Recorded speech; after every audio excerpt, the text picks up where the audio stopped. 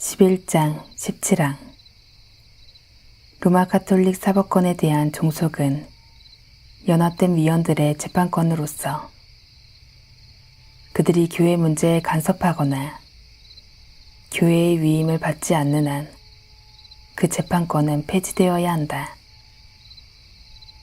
그러나 그러한 것들은 모든 것들이 무질서했던 때인 국왕의 어머니 메리 여왕 시절에 세워졌던 것들이다. 그들 중에는 교회에서의 역할을 맡은 이가 없는데도 목회자를 심판하고 그들을 그 자리에서 해임하는 것은 참으로 무모한 일이다. 그러므로 그들은 교회의 일에 결코 관여해서는 안 되며 그렇지 않으면 그들이 판단할 수 있는 문제로만 제한하여 교회의 자율권에 상처를 주어서는 안 된다. 해설입니다. 1561년 3월 2일에 추밀러는 개별 교회의 당회의 조언을 들은 지역순회 감독이 이혼에 대한 모든 행동들을 분별하며 결정할 뿐만 아니라 성인 범죄에 대해서도 그래야 한다고 결정했었습니다. 그리고 1561년 12월에 메리 여왕은 지역순회 감독에게 이혼 사건에 대한 판결을 지시했습니다.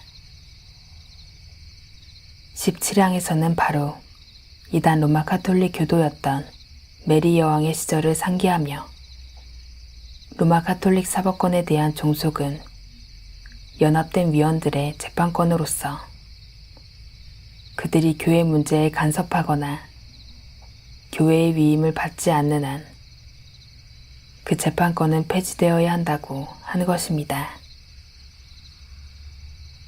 이단 로마 가톨릭의 4차 라테란 공의회의 법령 가운데 42조를 보면 성직자들이 교회의 자유를 구실로 자신들의 사법권을 세속적 정의의 문제에까지 확산하는 것을 금하는 바라고 한 것을 볼 수 있는데 그만큼 로마 가톨릭 교회의 사제들에 의해 행사되는 사법권이 세속 권세의 영역에까지 침범하는 일이 많았고 고위 성직자들이 개별 교회들의 문제를 관할하여 사법적 징벌까지 부과하는 일이 통상적이었던 것입니다. 그러므로 1561년에 추밀러가 메리 여왕의 지역순회의 감독에 관한 지시는 그러한 로마 가톨릭 교회의 재판권 행사를 인정하는 조치였습니다. 특히 스코틀랜드 교회 제272서 11장 17항은 고위 성직자 제도의 고질적인 병폐였던 개별 교회에서의 목회적인 역할을 맡지 않고서 지역을 순회하며 개별 교회의 자율성을 크게 훼손하는 문제에 대해 그들 중에는 교회에서의 역할을 맡은 이가 없는데도 목회자를 심판하고 그들을 그 자리에서 해임하는 것은 참으로 무모한 일이라고 하면서 그들은 교회의 일에 결코 관여해서는 안 되며 그렇지 않으면 그들이 판단할 수 있는 문제로만 제한하여 교회의 자율권에 상처를 주어서는 안 된다고 규정한 것입니다. 더구나 노예제도가 정착되어 감에 따라 그러한 지역순회 감독의 역할은 급속히 대체되는 방향으로 개혁해야 할 문제였습니다. 11장 18항 이전에 교황의 교회에 속하는 자산에 속했던 자들, 또한 로마 가톨릭의 칭호로 새로이 인정된 자들, 그 분야의 법에 따라 교회 임대의 3분의 1을 소유하는 것을 허용하는 자들, 종신토록 그들에게 부여하고 배당한 할당량을 허용하는 그들에게는 결코 더 이상의 자율권을 허용하면 안 된다. 그러나 종신토록 그들에게 수여하고 배당한 몫을 허용하는 것.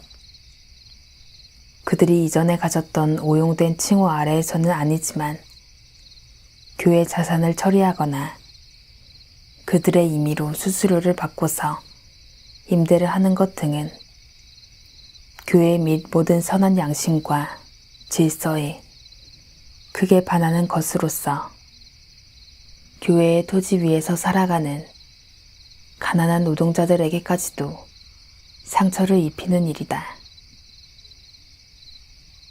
해설입니다.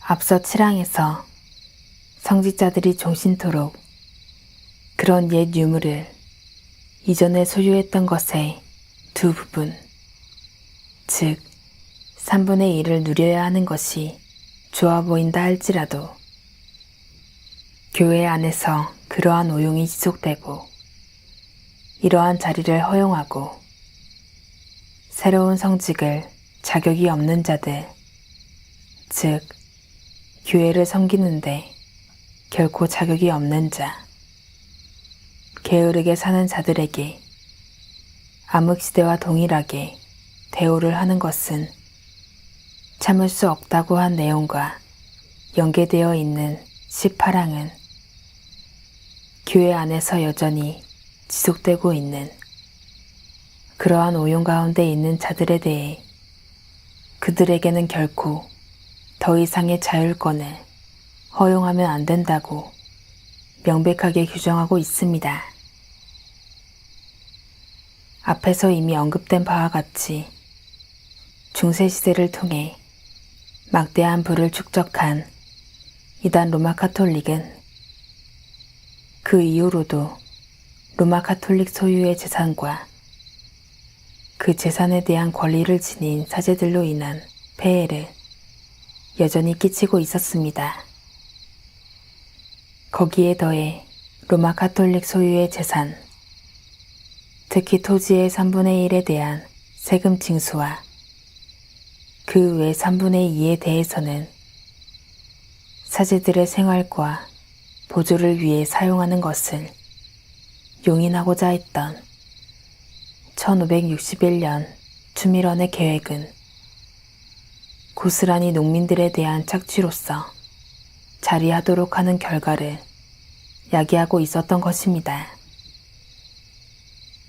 그러므로 제1치리서와 초창기 총회의 법령에 표시된 것과 유사하게 가난한 노동자에 대해 권고하는 것으로 18항은 언급하고 있습니다.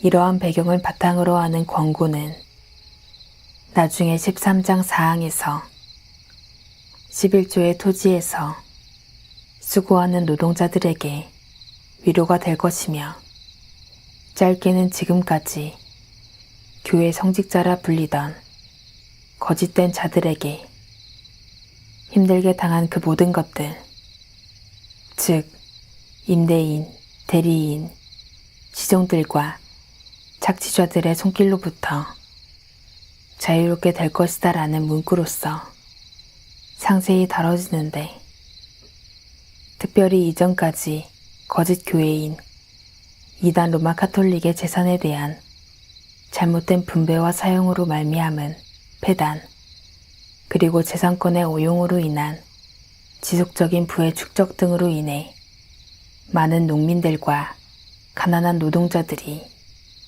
직접적인 착취를 당하는 실정이었던 것입니다. 당시까지도 일부 농부들은 그들이 점유한 토지의 일부라도 집과 함께 소유할 수 있었지만 쟁기꾼이나 목동들의 경우에는 오직 고용을 위한 노동력만을 소유할 뿐인 실정이었습니다. 그러므로 교회와 사회 전체가 착취와 압제에 대한 책임을 지고 있었던 것입니다. 그러므로 18항에서는 이단 로마 카톨릭 하에서 잘못되게 시행된 방법으로 재산을 쌓는 자들이 임의로 수수료를 받고서 임대를 하는 것 등은 교회 및 모든 선한 양심과 질서에 크게 반하는 것으로서 교회의 토지 위에서 살아가는 가난한 노동자들에게까지도 상처를 입히는 일이다라고 명시하여 기존의 로마 가톨릭 교회의 소유였던 토지에서 일하는 농부들과 노동자들에 대한 배려와 지원을 요구하고 있습니다.